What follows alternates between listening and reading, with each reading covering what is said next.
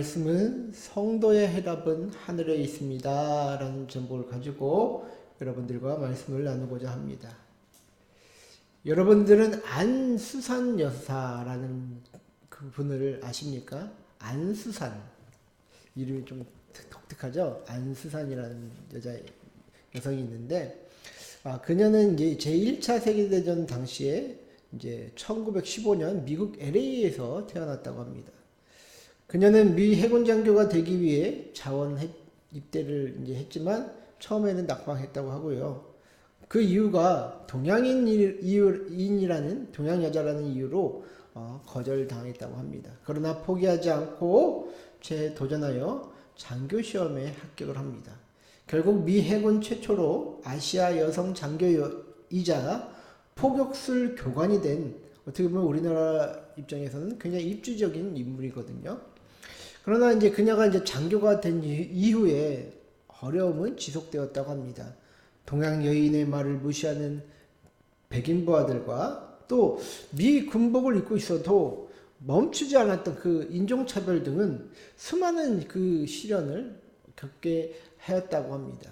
여러분들 생각을 해보세요. 1915년에 태어나셨던 분이 거의 이제 미국에서 사시려고 했었다면, 그것도 여자분이 미국 장교 여자로서 살아가는 삶이 정말 힘들었지 않겠습니까? 그럼에도 그 수많은 배척 속에서도 그녀는 2차 세계대전이 끝난 후에 이제 NSA라는 미 국가안보국에 이제 들어가게 되었고, 거기서 비밀정보 분석 요원이 되어서 밑에 300명이나 되는 이제 미국인들을 이제 어떻게 보면 휘하에 거느리는 위치에까지 오르게 되었다고 합니다. 그리고 은퇴한 후에는 우리나라를 위해서 한민보, 흥사단, 3.1 여성 동지회 등에서 활동하면서 한인 공동체 발전을 위해 애를 썼다라고 하는데요. 그래서 2015년 6월 25일에 별세했던 그녀는 1년 후에 타임즈에서 미국을 위해 봉사한 아시아계 미국인을 대표한 인물로 선정되었다고 합니다. 그래서 이름 없는 여성 영웅 이런 칭호도 받았다고 하는데, 이 여인이 누구냐? 안수산 여사, 이 여인이 누구냐? 바로 도산 안창호 선생의 자제분이었다라고 합니다. 안수산 여사는 아버지 도산 안창호 선생으로부터 받은 가르침을 평생 간직했다 합니다. 그 가르침은 훌륭한 미국인이 되어라, 그러나 한국의 정신을 잊어선 안 된다라는 것이었죠. 그녀가 미국에서 모든 시련과 어려움을 극복할 수 있었던 것은 환경을 극복할 더 큰 가치를 품에 안고 살았기 때문이라고 저는 생각을 합니다. 눈앞에 보이는 것만 끌려가는 자들은 그 굴레 안에서만 살아갈 수밖에 없잖아요.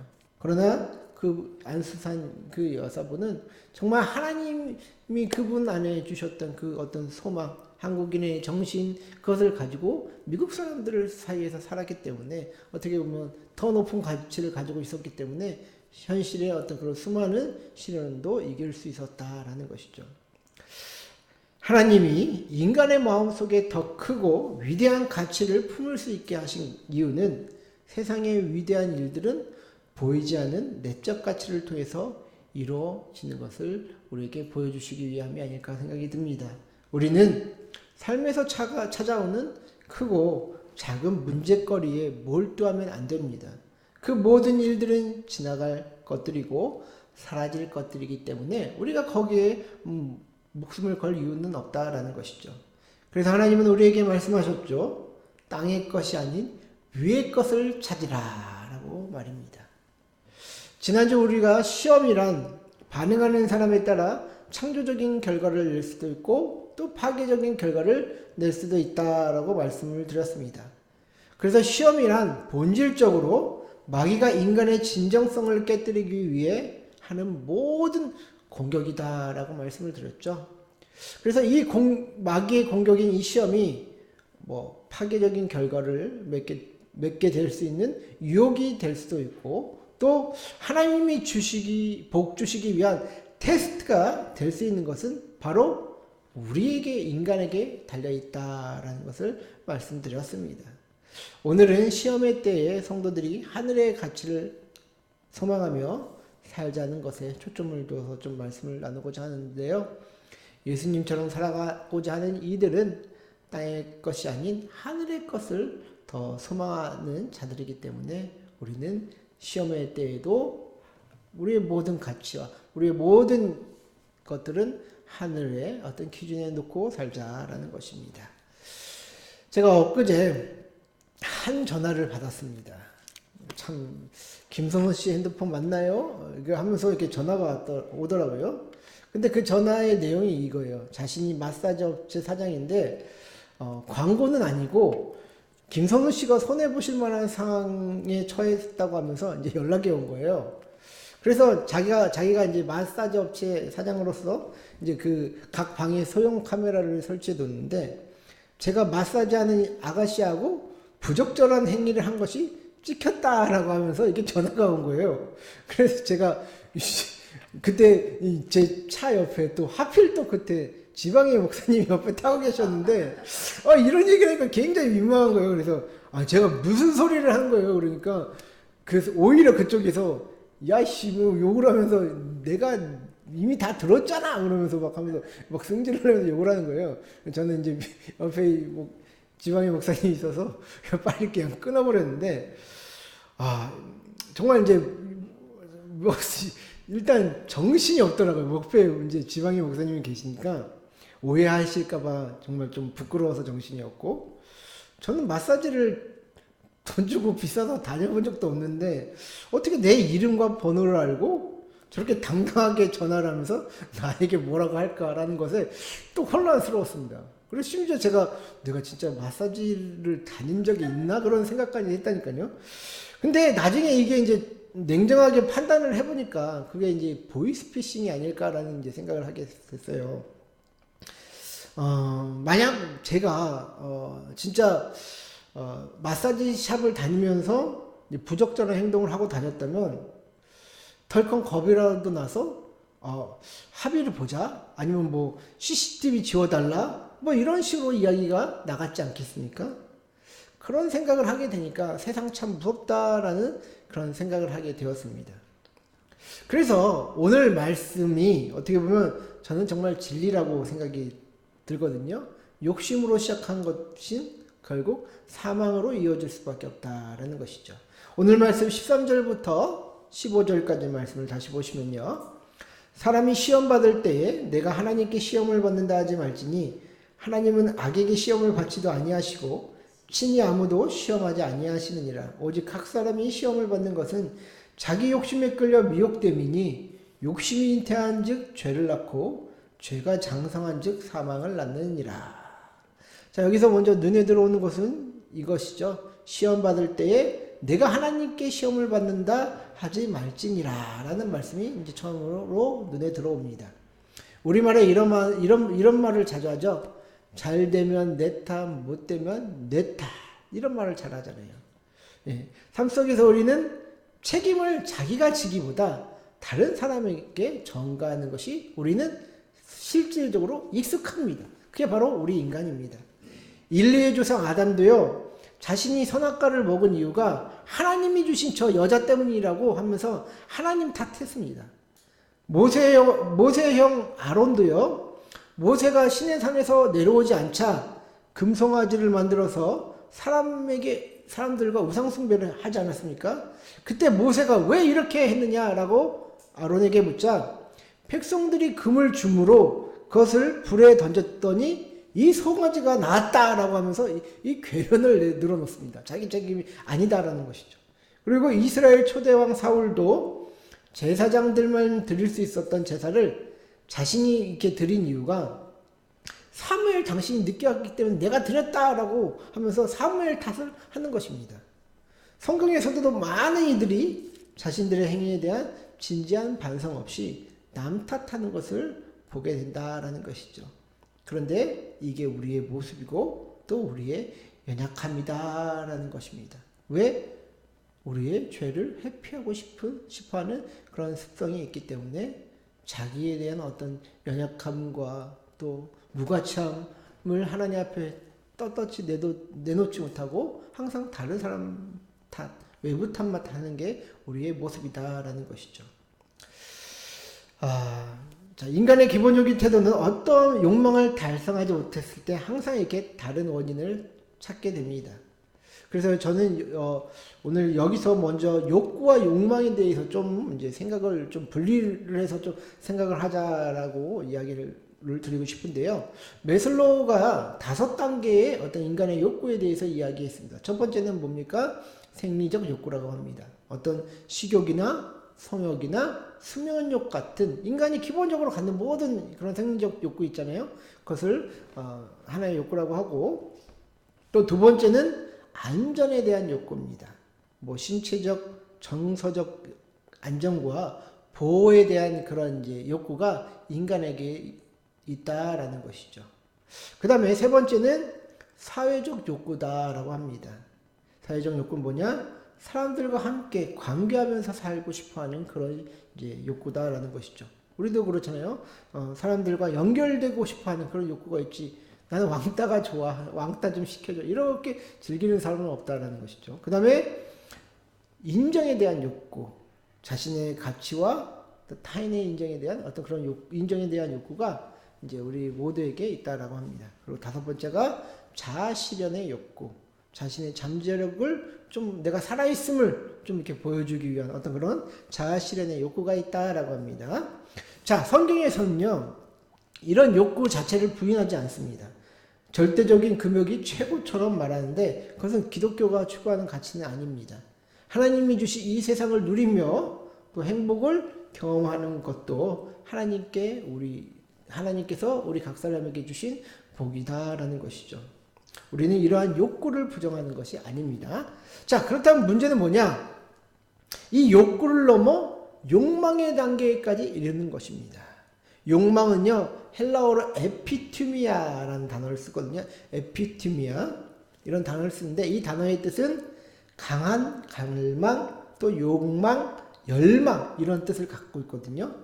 그러니까 사람이 식욕이든 뭐 성욕이든 인정욕이든 어떤 선이라는 게 있을 거 아닙니까? 그러나 이 선을 넘어 강하게 갈망하는 것이 이 에피티미아 욕망이다라는 것입니다. 예를 들면 이런 것일 수 있겠죠. 성욕은 하나님이 가정 안에서 이제 해결하도록 이제 하셨습니다. 그러나 뭐 옆집 여인이 아름다워서 그 여인을 강하게 갈망하는 것은 욕망이 되는 것이고 그것은 죄가 되는 것이다라는 것이죠. 그래서 우리는 이 욕망을 다스려야 되고 이 욕망에까지 이르지 않도록 우리의 욕구를 절제해야 되는 것입니다. 그래서 로마서 13장 14절에서 이렇게 얘기하고 있죠. 오직 주 예수 그리스도로 옷 입고 정욕을 위하여 육신의 일을 도모하지 말라라고 말입니다. 로마서에서 정욕을 위해 육신의 일을 꾀하지 말라라고 합니다. 쉽게 말해 선 넘지 말라, 무절제하지 말라라는 것이죠. 여러분들 어찌 보면요, 이 시대에 인간은요 신이에요. 신, 갓이라고 할 것. 모든 동물보다 우월하고 모든 물질을 뭐 가공하는 그런 능력, 창의적인 능력이 인간에게 있지 않습니까? 그렇게 세상은 여러분들이 신이기에 하고 싶은 거 다 하라고 부추기는 시대가 오늘날의 시대입니다. 저는 요즘에 인문학 책을 많이 보면서 그런 걸 느끼게 돼요. 과거의 어떤 이제 종교적인 것에 매여서 어떤 인간의 어떤 이제 창의력을 이성을 펼치고 이런 것들을 얘기하면서 항상 우리가 종교에 매였던 그것들을 죄악시 여기더라고요. 그리고 거기서 이제 뛰쳐나와서 이제 자유롭게 살 수 있는 어떤 그런 이제 토대가 된 것을 뭐 이상적으로만 여기더라고요. 그렇기 때문에 여러분들이 이 세상의 신이다라는 것이죠. 신은 없어. 신은 없는 시대니까 너희들이 자유롭게 살아도 돼 라고 하는 게 이 시대의 어떤 사상이다라는 것입니다. 사랑도 선이 없고 원한도 선이 없습니다. 끊임없이 욕망하고 끊임없이 원하는 것을 추구하며 살아갈 수 있는 시대가 바로 이 시대라는 것이죠. 그리고 여러분들이 신이다라는 것입니다. 그러나 여러분들 속지 마십시오. 욕심은 죄를 낳을 뿐이고 그 죄는 결국 사막에 이르게 될 뿐입니다. 우리에게 찾아오는 시험은 외부적인 요인이 아니라 결국 우리 안에 거하는 그 욕망의 문제에서부터 시작된다라는 것이죠. 그렇기 때문에 우리가 이 세상에 우리를 신처럼 살라고 욕을 하지만 우리는 신처럼 살 수 없습니다. 왜? 그 절제를 모르고 그 선을 모르는 것이 바로 우리 연약한 인간이기 때문입니다. 이 선을 지키면서 사는 것이 정말 쉽습니까? 쉽지 않잖아요. 불교에 유명했던 그 성철 스님도 평생을 수행을 했는데 마지막에 자신의 죄가 하늘에 미친다고 하셨던 말은 괜한 말이 아닙니다. 그리고 바울 사도도 말했죠. 오라 나는 공고한 사람이로다. 이 사망의 몸에서 누가 나를 건져내랴 했던 말도 괜한 말이 아니다라는 것이죠. 인간은 자기 자신을 지키며 절제하는 것도 쉽지 않습니다. 그게 바로 우리의 비극이다라는 것이죠. 그래서 우리는 이 어렵고 힘든 어떤 인생의 삶, 시험을 이기면서 살아가고 싶은데 이 욕구를 지나쳐 이 욕망에 이르는 이 삶을 우리가 어떻게 살아야 될지 우리는 항상 고민을 해야 될 줄로 믿습니다. 그렇기 위해서 이 해결을 위해서 우리는 예수님께서 어떻게 사셨는지 그 시험들을 어떻게 이기셨는지 오늘 좀 살펴보고자 하는데요. 마태복음 4장을 보면 예수님은 광야에서 40일을 금식하신 후에 마귀에게 시험을 당하십니다. 자, 첫 번째 그 시험의 내용인데 마태복음 4장 3절에서 4절을 보시면요. 시험하는 자가 예수께 나와서 이르되 내가 만일 하나님의 아들이여든 명하여 이 돌들로 떡덩이가 되게 하라. 예수께서 대답하여 이르시되 기록되었으되 사람이 떡으로만 살 것이 아니요 하나님의 입으로부터 나오는 모든 말씀으로 살 것이라 하였느니라 하시니. 자, 여러분들 잘 아시는 말씀이시죠? 근데 저는 이 말씀을 보면 좀 의문이 드는 것이 있었어요. 여러분 40일을 금식한 자에게 가장 필요한 것은 사실 말씀보다 먹는 것 아닌가라는 그런 생각을 하게 됩니다. 예수님은 마귀가 지금 시험한 것이기 때문에 단지 이 시험에 응하지 않는 것일까? 라는 그런 생각도 하게 되었습니다. 그런데 여러분 3절을 자세히 보시면요. 여기 어떠한 전제가 있거든요. 지금 마귀가 이렇게 꼬시죠. 내가 만일 하나님의 아들이여든 이렇게 하라 라는 전제가 지금 있습니다. 자, 하나님의 아들이라면 굶주림을 어떻게 해결해야 합니까? 기도해서 돌을 떡으로 바꿔 먹어야 합니까? 아니면 하나님의 말씀을 가지고 세상을 열심히 살면서 또 수고하고 일하며 살면서 그 소득으로 먹고 살아야 하는 것입니까? 저는 후자라고 생각이 들거든요. 예수님 당시나 오늘날 성도들은 세상으로부터 도전을 받습니다. 신앙의 정체성을 흔드는 말들을 많이 듣는다 이 말입니다. 예수 믿는 자들이 왜 저렇게 살아? 예수 믿어도 뭐 별일 없네 하면 말을 들을 때가 많다라는 것이죠. 그럴 때 우리는 무엇을 보여줘야 합니까? 저주기도 하면서 저 인간들 하나님 다 돌로 바꿔주세요. 저 인간들 다 소금 기둥으로 바꿔주세요. 이렇게 기도를 해야 합니까? 아니잖아요. 아니면 하나님 말씀을 기억하고 간직하며 우리에게 주어진 길들을 묵묵히 순종하며 걸어야겠습니까? 정답은 우리 모두 이미 알고 있잖아요. 그러나 저와 여러분들이 때때로 시험이 들 때 하나님 말씀을 붙잡는 것이 아니라 내가 필요한 것, 내가 추구하고 싶은 것에 집착하며 미혹에 빠지게 된다라는 것이죠. 저는 예수님의 이 첫 번째 시험의 내용을 보면서 그것을 느끼게 됩니다. 여러분도 그렇게 생각하지 않으십니까? 자, 그 다음에 두 번째 시험을 보시면 5절부터 7절까지입니다. 이에 마귀가 예수를 거룩한 성으로 데려다가 성전 꼭대기에 세우고 이르되 내가 만일 하나님의 아들이여든 뛰어내리라. 기록되었을 때 그가 너를 위하여 그의 사자들을 명하시리니 그들이 손으로 너를 받들어 발이 돌에 부딪히지 않게 하리로다 하였느니라. 예수께서 이르시되 또 기록되었을 때 주 너의 하나님을 시험하지 말라 하였느니라 하시니. 자, 지금 이 말씀을 보시면 마귀는 지금 첫 번째보다 어떻게 보면 좀 더 고차원적인 작전을 쓰죠. 그것은 시편 91편 11절과 12절을 인용한 것입니다. 자, 11절 우리 한번 시편 한번 같이 읽어볼까요? 자, 한번 읽어주세요. 10편 91편 11절과 12절 시작. 그가 나를 위하여 천사들을 능력하사 내 모든 길에서 너를 지키게 하시리라. 그들이 그들의 손으로 너를 이끌어 발이 돌에 부딪히지 아니하게 하리로다. 아멘. 정말 좋은 말씀이시죠. 이 구절은 하나님이 천사들을 통해서 경건한 자들을 보호하시겠다는 그 보호 시편입니다, 여러분들. 하나님 평범한 이스라엘에게도 지금 이 엄청난 약속, 이 보호의 엄청난 약속을 하셨는데 하물며 그의 하나밖에 없는 아들을 보호해야 하지 않겠습니까?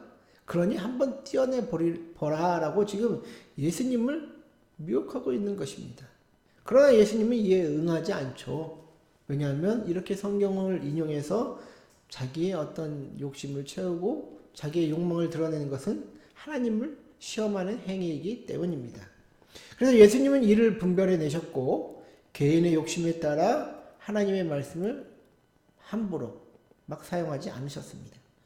여러분, 우리가 사람들이요, 성경 말씀을 다른 사람을 뭐 지적하고 뭐 할 때 이렇게 성경을 함부로 이렇게 인용하는 것은 굉장히 위험한 일입니다. 왜냐하면 자신의 욕심과 욕망을 하나님이 말씀하시는 것처럼 위장하기 때문입니다. 오늘 본문 말씀에서도 14절을 보시면 자기 욕심에 끌려 미혹된다라고 경고하고 있습니다. 여러분, 하나님의 말씀은 우리의 인생을 걸쳐 순종함으로써 거룩한 삶을 이루어 나가는데 그 목적이 있는 것입니다. 그죠? 우리가 디모데후서 3장 16절 17절 외워서도 알잖아요. 그죠? 개인의 흥망성쇠를 가져오는 주문과 같은 것이 성경이 아니다라는 것입니다. 여러분들 미혹되지 마시기 바랍니다. 성경 말씀은 우리를 하나님의 사람으로 온전케 하여 모든 선한 일을 할 능력을 갖추게 만드시기 위해서 우리에게 성경을 주신 것입니다. 그래서 순종으로 거룩한 삶을 이루어 나가는데 하나님께서 말씀 주신 목적이 있다는 것을 기억하시고 함부로 성경 말씀 인용하시지 마시기 바랍니다. 자, 그 마지막으로 예수님의 마지막 시험 세 번째를 보시면요. 마태복음 4장 8절에서 10절까지의 말씀입니다.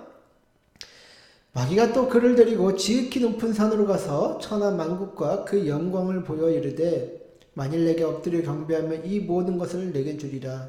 이에 예수께서 말씀하시되 사탄아 물러가라. 기록되었을 때 주 너의 하나님께 경배하고 다만 그를 섬기라 하였느니라. 자, 이제 마귀는 어떤 전제도 달지 않고 직접적으로 말을 하죠. 자신의 경배하라고 지금 직접적으로 예수님께 말합니다. 그래야만 자신이 모든 것을 주겠다라고 지금 제시하고 있는 것이죠.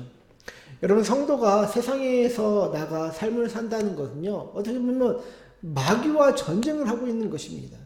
기독교 세계관을 쓴 김문호 목사님은요, 이걸 이렇게 표현하더라고요. 세상의 문화와 예배 간의 전쟁이다라고 표현을 합니다. 예를 들어 신자가 일터에서 성경적 직업관으로 하나의 문화적 흐름을 형성하는 것, 마치 이스라엘 백성들이 가나안 정복을 하는 것과 같다라고 이야기한다라는 것이죠. 실제로도 그렇지 않습니까, 여러분들?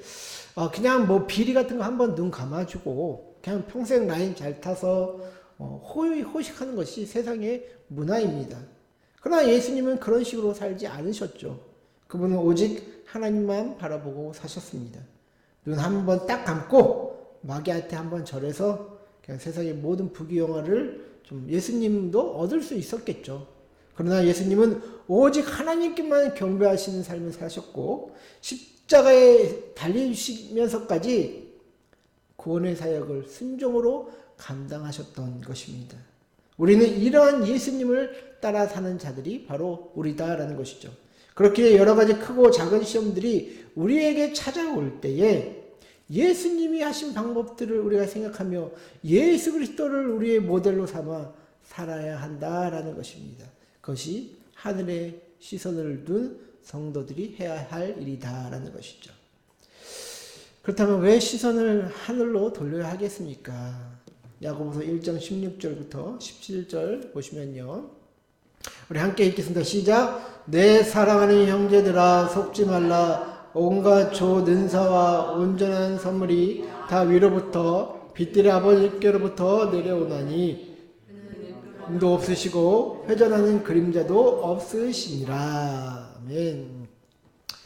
제가 산책을 하면서 이제 뭐 계단을 내려가고 있었는데 이렇게 땅만 보게 되었습니다. 땅만 보고 이렇게 내려가는데 땅만 쳐다보고 가니까 이 이제 계단이었는데 디딤목에 여러 가지 이제 균열이 있더라고요.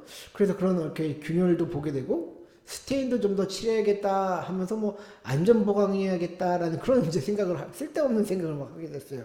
그게 바로 이 사진이거든요. 잘 보이실지 모르겠는데 제가 내려갈 때 그냥 그래도 좀 분위기는 좀 있죠, 뭔가. 예. 여기 뭐야 직지박물관인가? 거기 조그만 산 있잖아요. 거기 데크 해놓은 걸 이렇게 내려왔는데, 근데 땅만 보니까 그런 것만 보이더라고요. 막 이렇게 지저분한 거, 균열된 거, 고쳐야 될 거, 이런 것만 보이게 되더라고요. 그런데 고개를 들어보니, 자, 이런 사진이 나왔습니다. 엄청 이쁘죠? 온갖 아름다운 꽃들이 활짝 피어 있는 것을 보게 되었습니다. 여러분들이 어떻게 생각하세요? 저는 이걸 보면서 설교 말씀에 어떤 예화가 딱 생각나더라고요. 오늘 저는 이게 우리 믿는 자들의 비극이 아닐까 싶습니다. 땅만 보며 살기에 위에서 내려오는 아름답고 우아하고 고상한 것들을 경험하지 못한다라는 것입니다. 옛날 성도들을 무식했잖아요. 솔직히 우리 어머니 시대 무식해서 맨날 기도만 하고 뭐만 하면 기도만 한다고 하고 했던 그분들인데, 그분들이 어떻게 보면 우리 한국교회를 이렇게 아름답게 세운 것들은 저는 하나님을 의지했기 때문에, 하늘을 바라봤기 때문에 그런 어떤 은혜와 능력을 받다라고 합니다. 생각이 듭니다. 지금 오늘날 우리는 많은 어떤 문제들을 이 땅 가운데 안고 살아가고 있습니다. 그러나 우리는 하나님 앞에 나아가서 이 모든 것들을 해결해 달라고 우리는 기도를 해야 되는데, 땅만 보면서 서로 치고받고 하고 있는 현실이 안타깝다라는 것이죠. 우리 예수님은 오로지 하늘에 계신 아버지 하나님만 의지하며 사셨습니다. 그분이 이 땅에 사시면서 온갖 고초와 시기와 미움을 받아도 그는 흔들리지 않고 하나님만 바라보며 사셨다라는 것이죠. 그 이유는 온갖 좋은 것들이 하나님으로부터 내려오는 것을 우리 예수님도 아셨기 때문입니다. 세상의 것들은 시간이 지나면 무너지고 없어질 것들입니다. 그러나 하나님으로부터 오는 것들은 너무나도 좋은 것들이다라는 것이죠. 그렇게 이 세상에서 죄를 이기시고 유혹의 욕심을 이기신 예수님을 따르며 우리도 살아갈 수밖에 없는 것입니다. 왜냐하면 예수님을 통하는 것이 하나님께 통하는 것이기 때문이다라는 것이죠. 그래서 저는 이걸 이렇게 생각합니다. 예수님을 믿으면서 사는 것이 무엇일까? 하늘에서 내려오는 것을 우리가 경험하며 사는 것이 무엇일까라고 생각을 했을 때, 저는 우리의 인생을 오수관에서 지하수관으로 바꾸는 것이다라고 또 이렇게 생각이 듭니다. 아무리 깨끗한 물을 오수관에 흘려보내도 그 물을 마실 수 있는 사람들이 있습니까? 아무리 깨끗한 물을 오수관에 부어도 그 물은 더러운 물이고 냄새나는 물입니다. 그러나 지하수관으로 올려진 그 물은 마실 수 있는 물이고 우리가 사용할 수 있는 물이게 됩니다. 저는 예수님을 믿고 그분을 통해 내주하시는 성령이 우리의 인생을 이끌어 가시는 것이 이런 관을 아예 교체하는 것이 아닌가라는 생각을 하게 된다는 것이죠. 인간의 노력과 수행을 통해 이루어지는 것들은 아무리 깨끗하고 정수된 물을 흘려보내도 오수관에 흐르는 물과 같다라는 것입니다. 그러나 지하수관에 흐르는 물은 받아먹는 사람이 지저분하고 힘이 없어도 그 물 자체는 씻을 수 있는 물이 되고 힘을 얻게 되는 물이다라는 것이죠. 사랑하는 성도 여러분, 오늘 말씀 결론 말씀 부분에 18절 보면 이렇게 나오죠. 그가 그 피조물 중에 우리로 한 첫 열매가 되게 하시려고 자기의 뜻을 따라 진리의 말씀으로 우리를 낳으셨느니라. 저와 여러분들은 하나님의 말씀을 따라 예수님을 믿었고 그분의 인도하심을 따라 살아가는 자들입니다. 고대부터 지금까지 많은 사람들은 인간의 지혜와 철학을 따라 나름대로의 삶을 형성해 왔습니다. 그래서 때때로 그들의 모습을 보이면 대단해 보이기까지 합니다. 그러나 우리는 예수님이 하나님을 의지하시며 사셨던 것처럼 우리도 예수님을 따라 하나님을 의지하며 살아가게 됩니다. 왜냐하면 그것만이 이 땅에서 좋은 것을 얻는 것이 아니라 우리의 내세에서도 우리의 영원한 삶에서도 엄청난 복을 누릴 것을 알기 때문이죠. 온갖 좋은 것들은 내면의 욕심에서 시작되는 것이 아니라 하나님의 은혜의 선물로 주어지게 됩니다. 하나님의 은혜의 선물을 누리시며 살게 되시는 저와 여러분들 되시기를 주의 이름으로 간절히 축원하고 축복드립니다.